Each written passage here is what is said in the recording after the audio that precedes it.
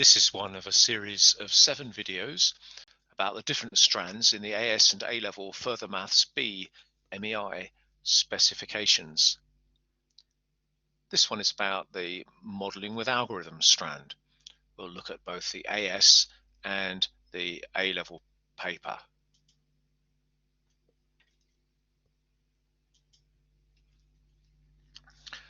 Do take advantage of the fact that you're watching a video. There's a lot to take in, so pause the video and reflect. Consider whether you want to engage with this video over 2 or 3 sessions. Make sure you have the 2 handouts that go with this video. One of them has some questions for you to try marking. This goes with section 5, and it's a good idea to try marking the questions at the candidate scripts just before you watch that section of the video. The other handout has some information which will be referred to at different times in this recording. It sometimes helps to take a break from the screen and read some printed material. The meat of this video is in sections 4 to 6. In section 4, we'll look at some exam questions to illustrate what examiners mean when they use some of the command words in modelling with algorithms papers. In section 5 is where we look at mark schemes and you try some marking. And in section 6, we go through the major topic areas of the specification and look at exam questions from AS and A-level to illustrate how the topics are assessed. Hello, I'm Keith. I was a maths teacher for 25 years. I worked for OCR, the exam board, and now I work for MEI. One of my jobs is supporting teachers of the MEI specifications, A-level and AS specifications in maths and further maths, and I do that by running the MEI staff room, where we have online PD resources for you and offer email and other kinds of support. Do get in touch if you ever want any help.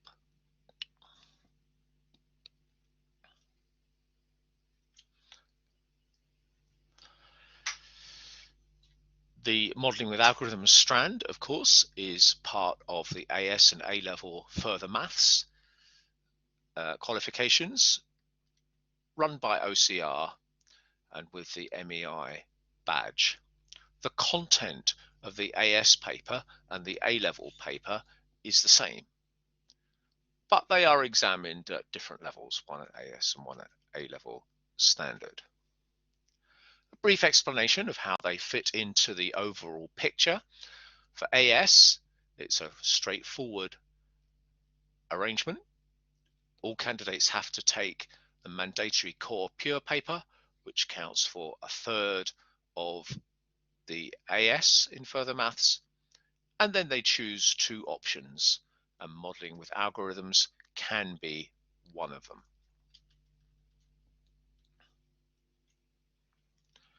A-level further maths is a little bit more complicated. There's a mandatory paper, the core pure paper, which covers 50% of the marks, and the other 50% can be split either as a major option and a minor option, or as 3 minor options. There's more details about this on the handout, but modelling with algorithms is a minor option. It counts as 1/6 of the entire A-level. And it can go alongside a major option like mechanics or statistics, or it can go alongside 2 other minor options. In both cases, of course, along with the mandatory core pure paper.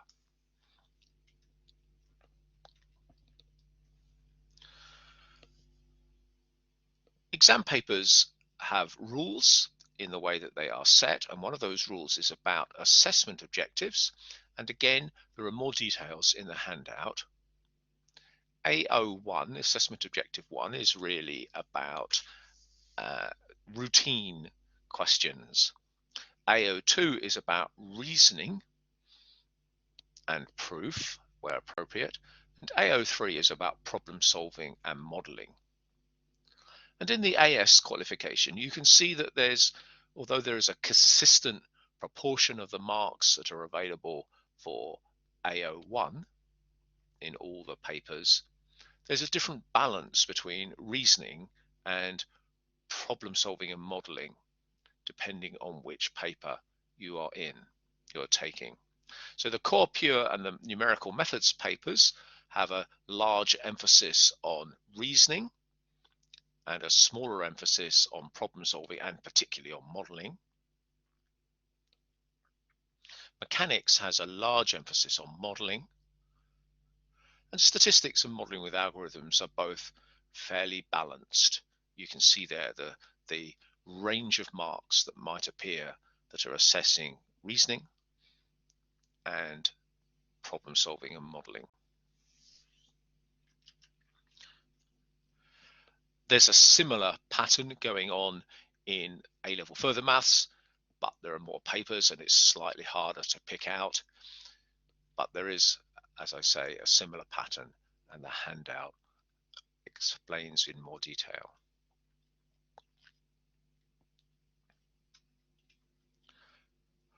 There are past papers and practice papers available, some of them on the OCR secure website, Interchange, and some of them on the open website. Papers are kept on Interchange so that you can use them as mock papers if you wish, and know that they're not available to your students in advance. In terms of live exam papers, for A-level further maths, there's only really been one series that's been sat by a cohort of students. So in summer 2019, pre-pandemic, was the first entry or the first exam series for A-level further maths. And the ones designed to be written in 2020 and in 2021 have been released, were available in autumn of those years, but very few candidates sat them. But the papers are available. The papers were written as if they were written for normal circumstances. In setting the papers, there was no account taken of the pandemic. In marking them, there was.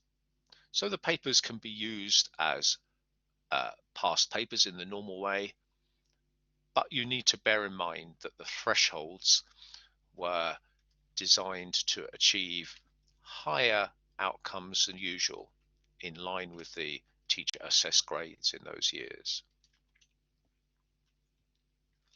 There are some check-in tests on the OCR website, which are definitely worth having a look at.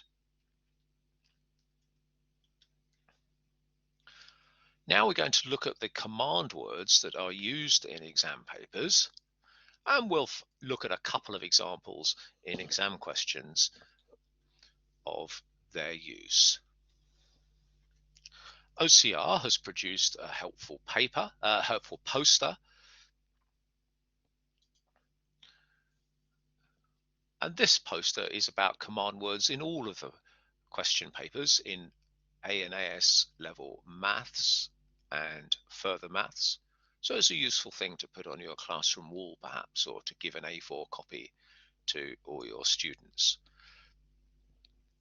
These command words are also in a page on the specification with the explanation of what they mean. So we're going to pick on a couple of them and just show how they come up in modeling with algorithms questions.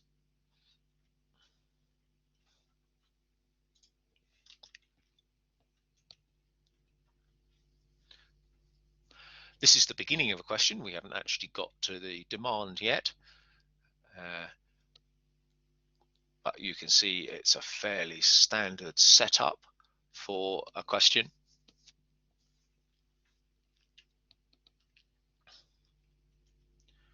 And then here is the demand. And part one says determine with justification. Now, I think it would have been fine to actually leave out the words with justification, because the command word determine actually includes that in its meaning. But it's there as a belt and braces approach so that candidates can't misinterpret what's expected of them. It's an 11-mark question, but I think it's fairly standard that candidates will know what's expected of them given the way the question has been set up.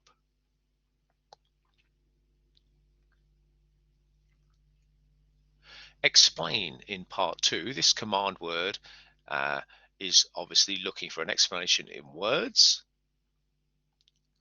It's important for candidates to look at the number of marks available, 2 marks for this explanation. So we're certainly not looking for an essay, something concise, but there will very likely be 2 points to be made in the explanation. And one of the skills that candidates need to develop is the ability to appeal to a diagram in their explanation.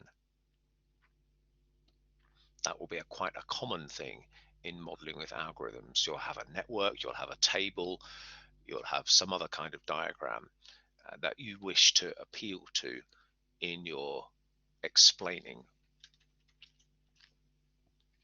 So here's the scheme for this question, or the beginning of the scheme. Nothing unexpected there, and a fairly standard mark scheme for this type of activity on ARC network. And a resource histogram, although not specifically asked for, it is the standard way of dealing with this kind of issue.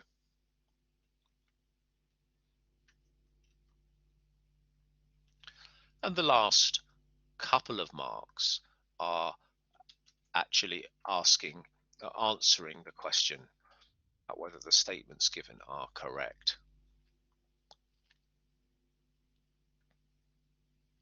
You can see in the scheme for part 2, the explanation question. Again, you can see how the explanation does refer back to the diagram that's been drawn in part 1.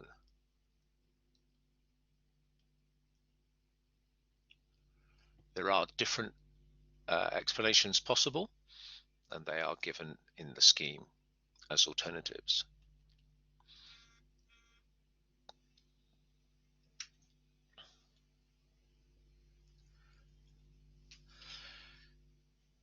Brief comment about the use of technology. One of the key themes of modeling with algorithms in the classroom will be the use of technology. For example, the use of LP solvers. And there's been a move away from the simple application of algorithms at small scale. The point of technology is that it can deal with more complex cases or larger cases, slightly more realistic. Though, of course, if they're too big, then actually inputting them into the technology is too time consuming. So we don't quite get to realistic problems in the course, or not many perhaps, but there is an emphasis on using technology to let the technology do the work. And the key skills remain for the human being of setting up the right model, choosing the right model, inputting it into the technology, and then interpreting the output from the technology in the original context, that final step of the modeling process, evaluating the solution, of course, as well, and perhaps evaluating the model. And that standard modeling cycle is in the specification, and it applies in mechanics, and it applies in statistics, as well as in this area of maths. And the point is that the technology often really helps at one stage of the cycle, as it does in statistics. In the exam, of course, the only technology available is a calculator, and pretty efficient use of calculators is expected. And you'll probably have to teach your students how to do this. But the calculator can be used wherever it may. It's fine to use a calculator, for example, to solve a quadratic equation if it comes up, or simultaneous equations if they come up, unless there's a clear instruction otherwise, like the detailed reasoning instruction that occurs quite frequently in exam papers across the suite. One other feature that you'll notice is in the exam papers, there's quite often output from technology, for example, an LP solver, included in the question paper for students to interpret. And there is their built-in assumption that students have been using the technology and can interpret the output in the exam. We're going to look at some features of mark schemes now, and then look at how they are applied to the questions in handout 2. And you're advised to have a good go yourself at marking the candidate scripts in handout 2 before watching this section.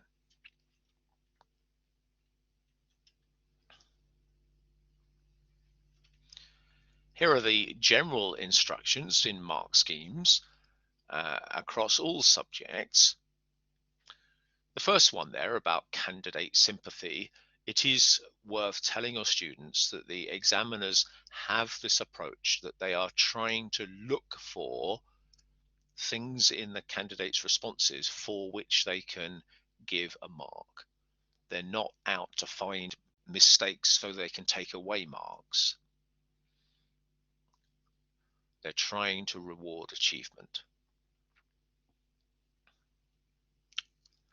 The third bullet point there about consistency applies more to other subjects, perhaps, where you're marking an essay. In maths, the mark schemes are often fairly specific about what each mark is awarded for. And a key thing to say is that candidates are always able to be in touch with their team leaders if they're not sure how to consistently apply the mark scheme. We'll say a bit more about that later. So this is one of the pages in a mark scheme. It sets out the different sections that are available with some quite detailed instructions. And it may be helpful at some stage to have a read of a mark scheme. They are all published either through Interchange or on the OCR website.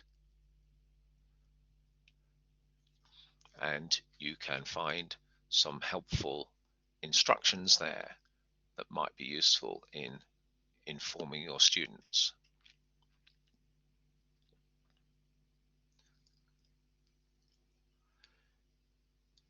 So assessors or markers or examiners, different words for the same thing, are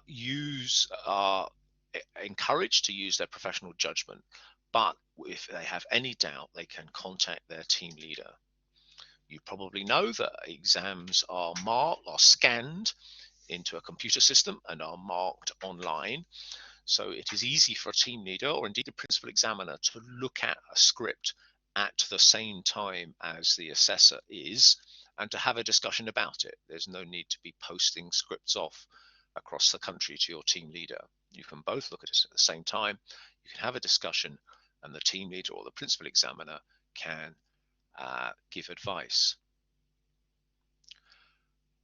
Sometimes an examiner will come across a response that the mark scheme doesn't seem to fit. Perhaps it's a different approach. And the team leader or the principal examiner eventually might decide that the mark scheme needs adding to or amending slightly. Usually, this process happens before any live marking starts, but it can happen in the middle of live marking. And in that case, if a scheme is amended for question 10 part B, then the candidate scripts, all the 10 part Bs for the candidate scripts that have already been marked, will be checked. It's easy to do that quickly and efficiently in the online system, just to check that the change in mark scheme doesn't affect any candidate's work that has already been marked.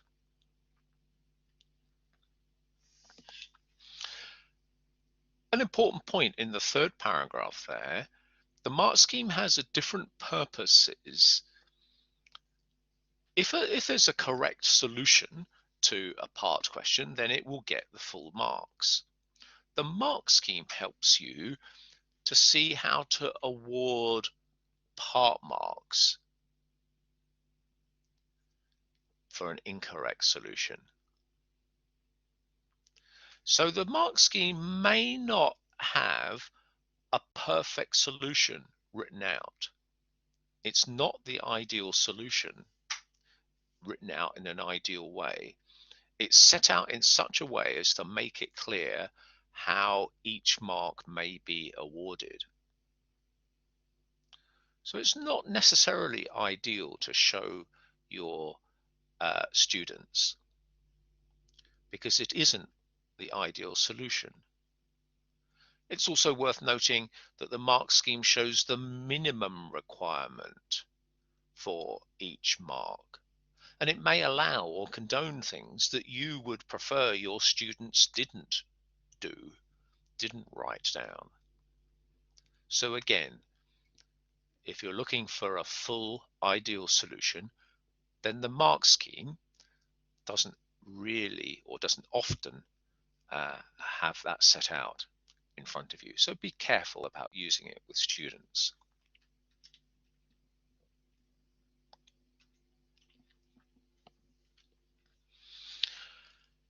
Here again then is a reminder about the use of a calculator. Quite often a calculator can be used, but sometimes analytical methods are required. That doesn't mean that a calculator can't be used in those questions to do calculations, but it does mean that the reasoning must be set out.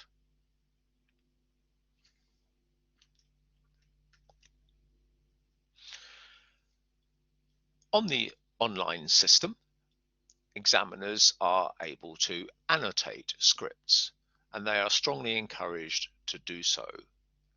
It provides an audit trail. Their work can be checked by a team leader or the principal examiner.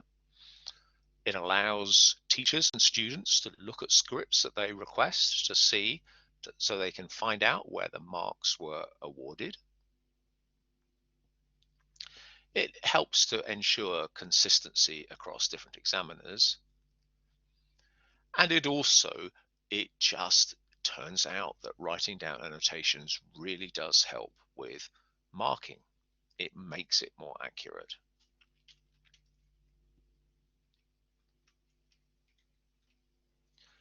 So you're advised to have a look at the mark scheme in the handout, and you're advised before you watch any more of this video to have a go at marking these candidate scripts.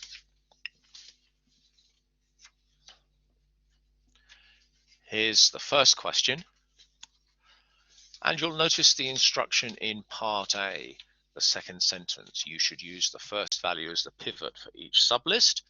Did you spot that one of the candidates doesn't do that and is going to be penalized for it?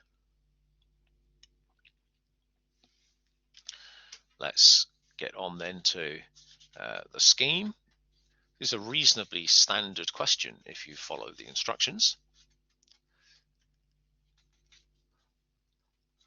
Candidate A replaced their work for part A and made it really clear what was intended. There are careful instructions about what to do when a candidate replaces work in the mark scheme, And if you leave two different solutions down on your script, don't think that you'll get away with that, and that the best one will be marked. Have a look at what the examiners are instructed to do. So this candidate did well. They followed the instructions. They got 3 out of 3 for part A, and 2 out of 2 for part B, and 2 out of 2 for part C.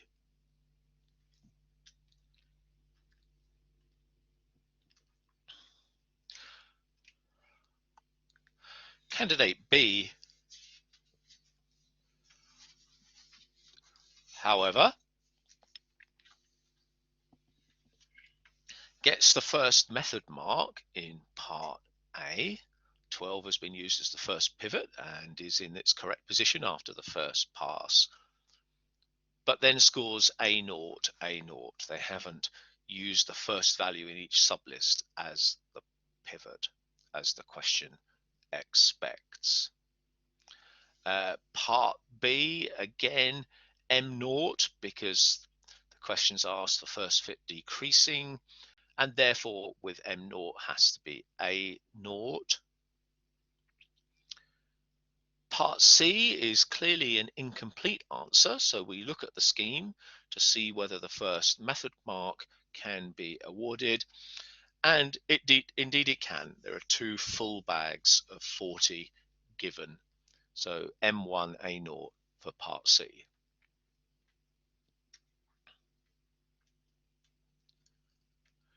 The next question, and notice this is part C of a question, so some work has gone on beforehand. But part C, we're determining the length of the shortest path from G to J via D.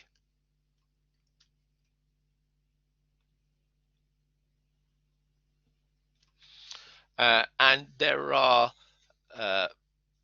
there's more than one way that this is going to work.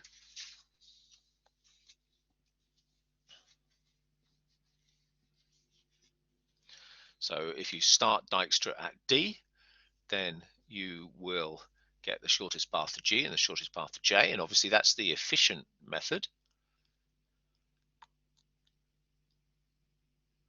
Or you can do from G to D and D to J, or G to D and J to D, which of course means you're applying Dijkstra twice in the alternative method.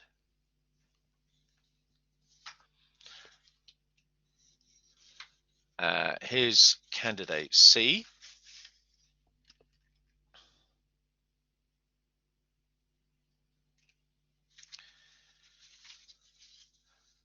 And they've, this is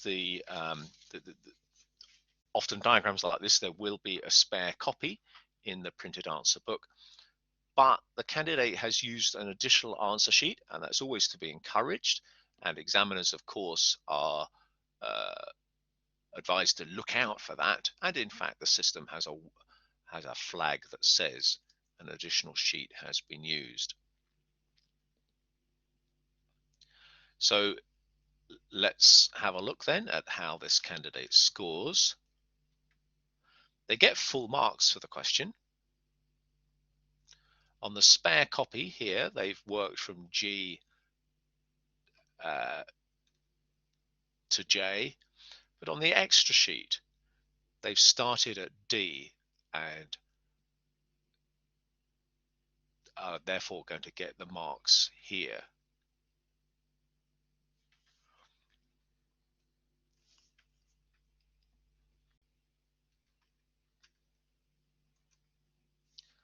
Candidate D answering the same question.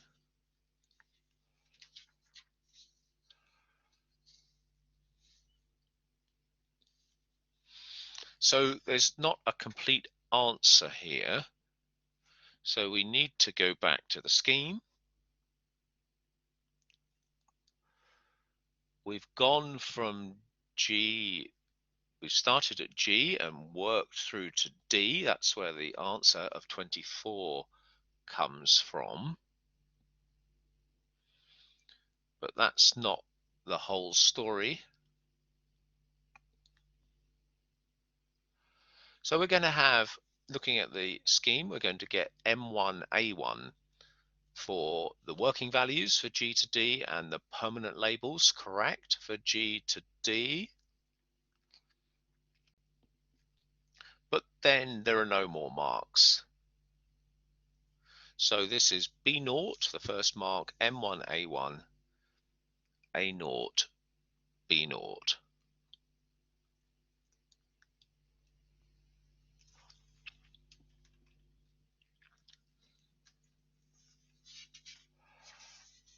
This is the beginning of the next question that hopefully you've had a read of and looked at the candidate script.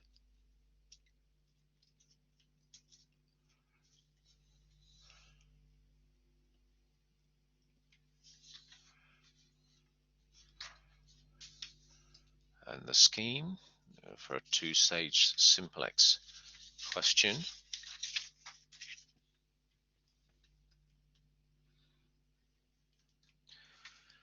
Ten marks here, and these can be quite tricky to mark from time sometimes. So clearly we don't have a correct solution here.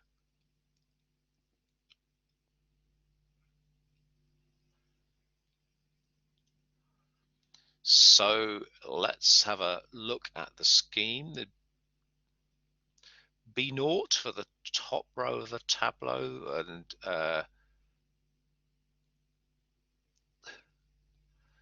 the equation P minus 1.5x plus y equals 0. That's not correct. We do have x greater than or equal to 1 for the second B mark, but not the next. The next part's not correct.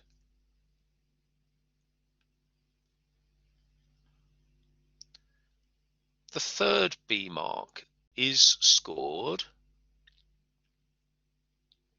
If you look at the line on the bottom right of the script, that is equivalent to 5y minus kx greater than, equals, or less than, the sign doesn't matter for this mark, 5k. So that third mark is scored. So we have B0, B0, B1. Is there more credit to come?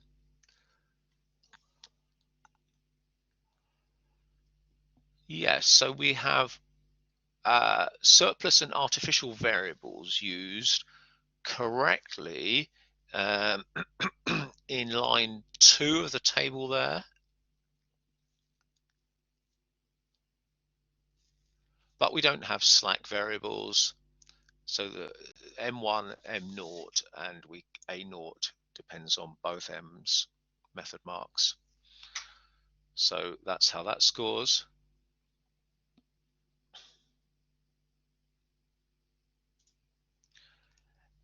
M0, A0, we've only one artificial variable. And then the final method mark is scored. There are 3 rows correct if you follow through their expressions. That, of course, requires careful marking by the assessor. And mark schemes try to allow follow-through marks where it's possible and where it doesn't make the question substantially easier. But the final A0 is not there. This isn't a correct tableau. So a summary, we have 3 marks out of 10, B0, B0, B1, M1, M0, A0, M0, A0, and M1, A0.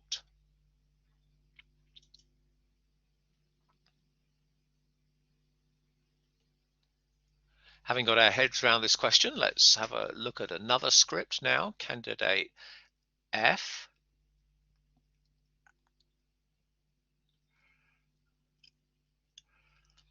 We do have x greater than or equal to 1, but none of the first 3 marks is scored. Often you have to rearrange what the candidates put to see if it fits the right form. as given in the scheme. But when you do that, none of the first marks is correct, is awarded. But from now on, the candidate has a lot of success. They've not set this up well, but they have applied the techniques with their constraints. So we are going to score M1, M1, A1, because given their constraints, we do have correct use of surplus and artificial variables for the first method mark, and correct use of slack variables for the second method mark. So for their constraints, we'll have an A1. And then again, we score M1, A1 for using their A1 and A2 correctly. And the expression for Q. Again, these are follow-through marks.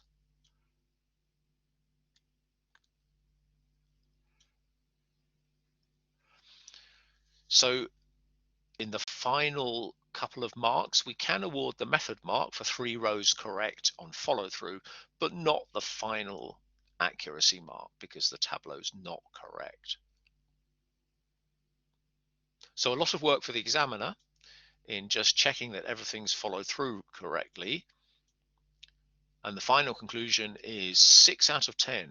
B0, B0, B0, M1, M1, A1, M1, A1, M1, A0.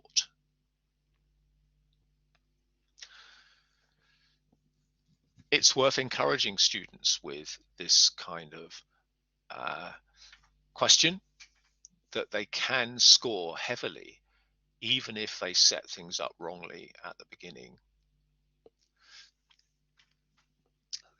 The examiners do take care to read what they've written.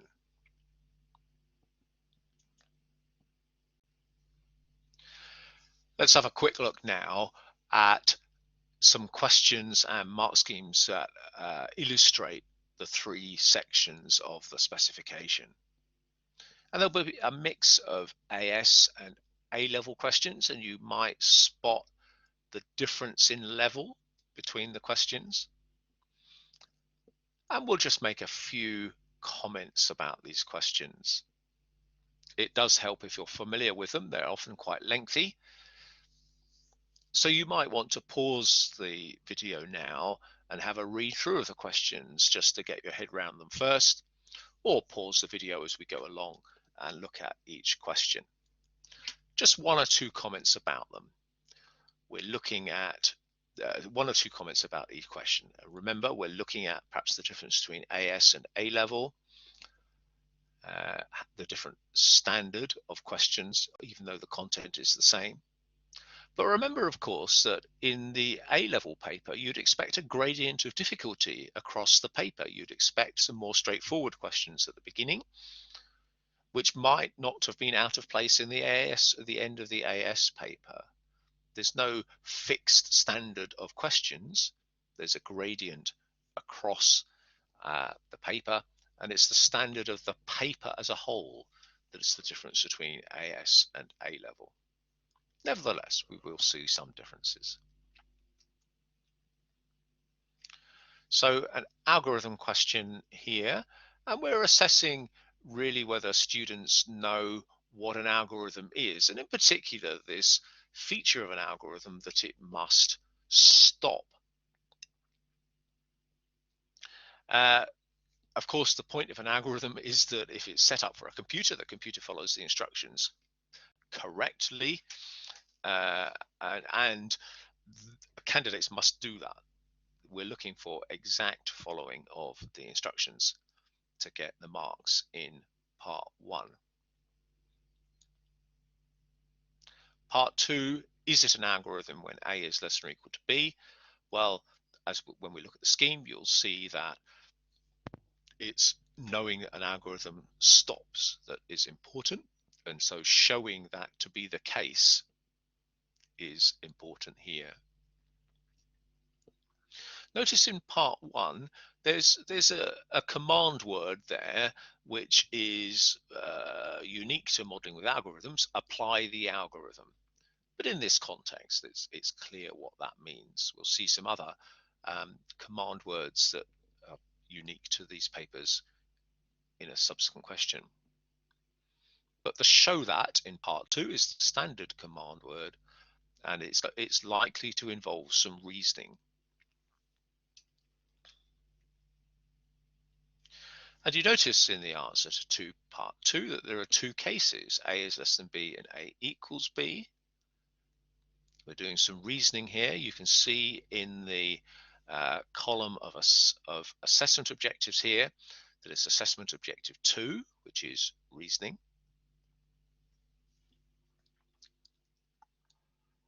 And it's one of the features that we'll spot in these questions that in comparing these papers, modeling with algorithms, with the decision maths papers from the previous specification, we are much less interested now in just being able to apply standard algorithms. There is a much greater emphasis on reasoning, thinking about whether you understand what the algorithms are doing and how they work, and modeling, applying the algorithms correctly, applying the right algorithm to a given situation and then interpreting the output.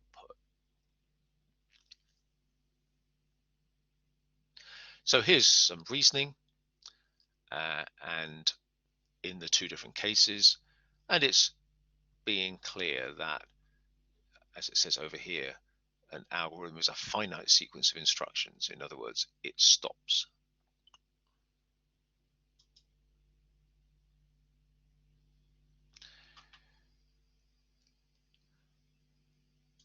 I'll just magnify each part of this question so that you can have a read.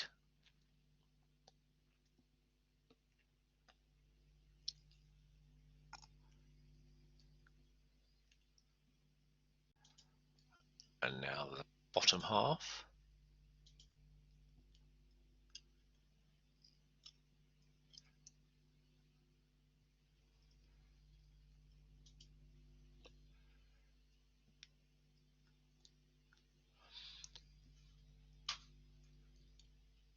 So we're testing packing algorithms.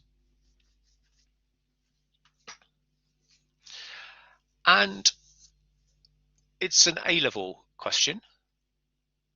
And we're not just asking candidates to apply the algorithms to a list of numbers. We're getting them thinking about what they understand that the algorithms do and how they work. It's a slightly artificial context, of course, to have some unknown parcel masses,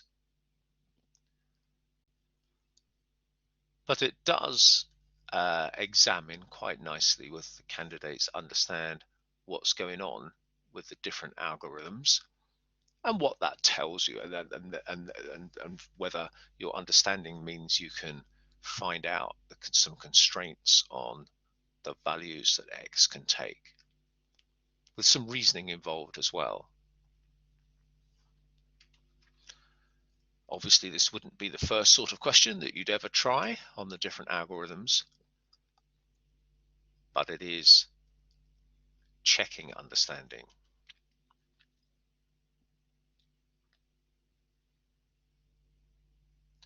This is how it works out.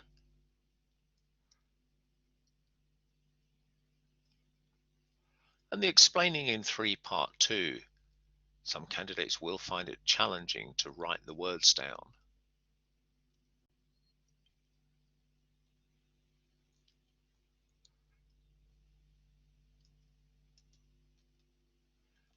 If you use this as a practice question, it would seem like a nice question to discuss in class first, and perhaps ask your students to take notes of the discussion and then ask them to produce a written solution independently or individually after the discussion.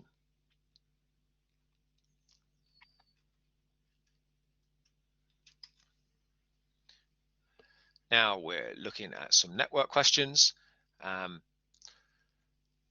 the area of the spec to do with critical path analysis. But again, it's not a straightforward, here's a table, produce a network, or even a straightforward, here's a network, interpret it. There is some reasoning involved.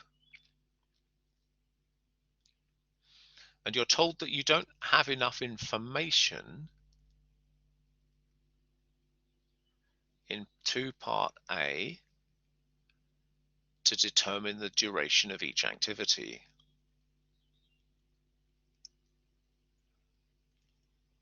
And you're asked to explain why.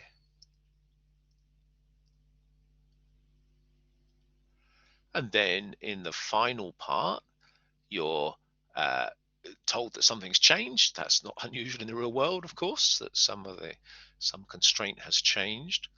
And dealing with that change, that's a common theme in that you'll spot in some of the questions. Dealing with change. You set up a model, but now one of the assumptions of the model has changed and you need to adjust the model.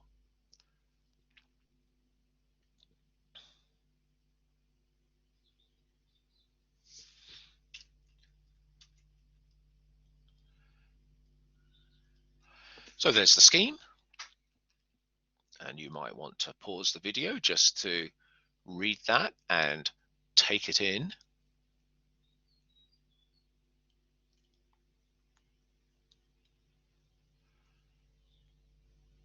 And understand that the answers to part 2 and 3 are the things that are worth pausing over. And again, as a practice question, this might be appropriate for to give students a bit of time to try it first, then have a class discussion where students take notes, and then ask them to write out those explanations in part 2 and 3.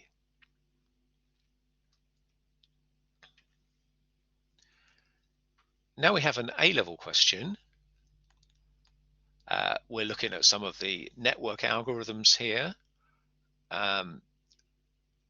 And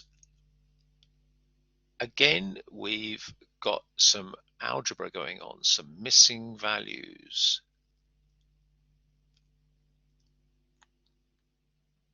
And again, in part B, you're told that you won't be able to write a complete solution. But given some extra information, can you now find the missing arc weights? In part C, strictly speaking, the phrase showing your reasoning is unnecessary. The word determine includes that, but it is emphasizing that some reasoning is called for here in this question. So this is not a modeling question, is it? There's no context, but there's some reasoning involved. Do we understand what's going on here?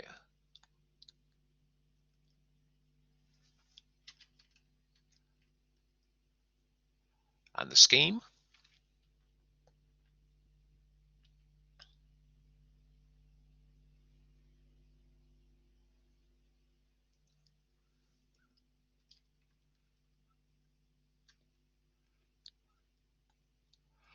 Finally, linear programming.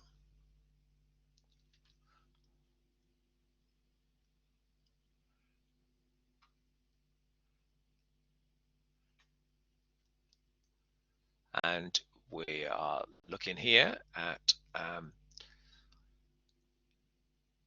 two-stage simplex solution.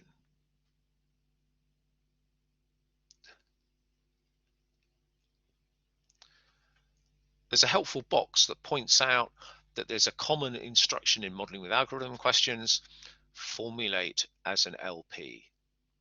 Formulate as an LP problem, usually. And that means set up the LP in the standard form. And that's candidates need to understand that.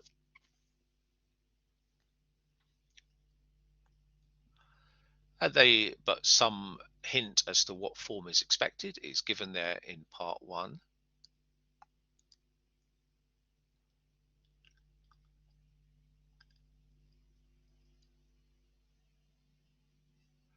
And then the question actually ends by showing that we reach a point where there's not a feasible solution. And for 2 marks, can the candidates explain why the tableau shows that? So it's important in the classroom not to only set problems which have solutions. It's in the nature of the real world that you find problems that don't have a solution.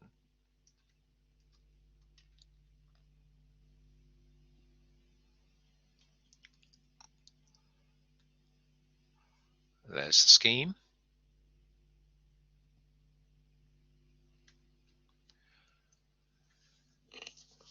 And actually, the tableau at the end, that's a common way of demonstrating that there's no feasible solution. This is a common example that you would hope that candidates have come across in their classroom work.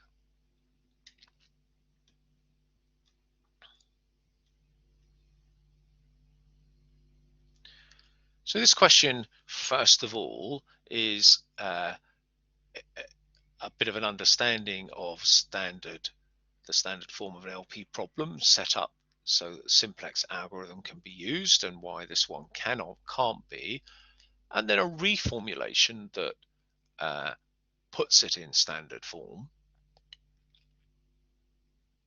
a substitution.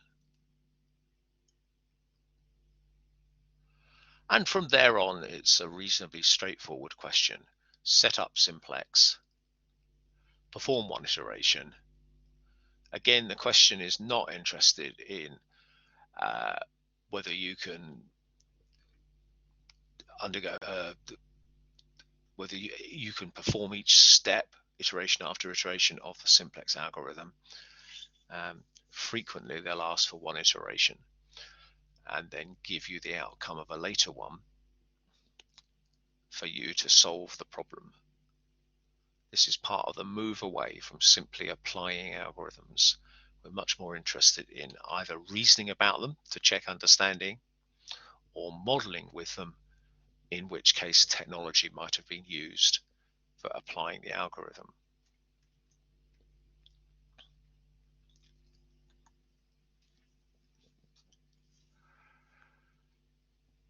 Part 1, notice the answer and how it refers to we don't have a starting point. We don't have the origin as a basic feasible solution, which is a requirement of the simplex algorithm.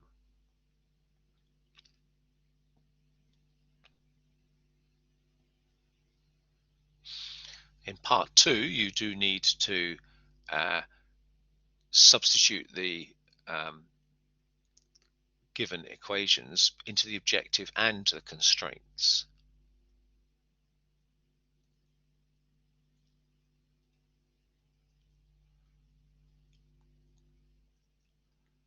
And from there on, it follows in a fairly standard way. So that's the end of this video. I hope it's been helpful. And a reminder that you can always contact the maths team at OCR. There's a team of experts there ready to help in any way that they can. And you can ring them or email them or message them through Twitter. They work for OCR and they're available to help in any way you can. You can also contact me. I work for MEI and perhaps would tend to give advice and support on the teaching and learning side of things. But there is plenty of support available. I hope this video has been a helpful part of that. Goodbye for now.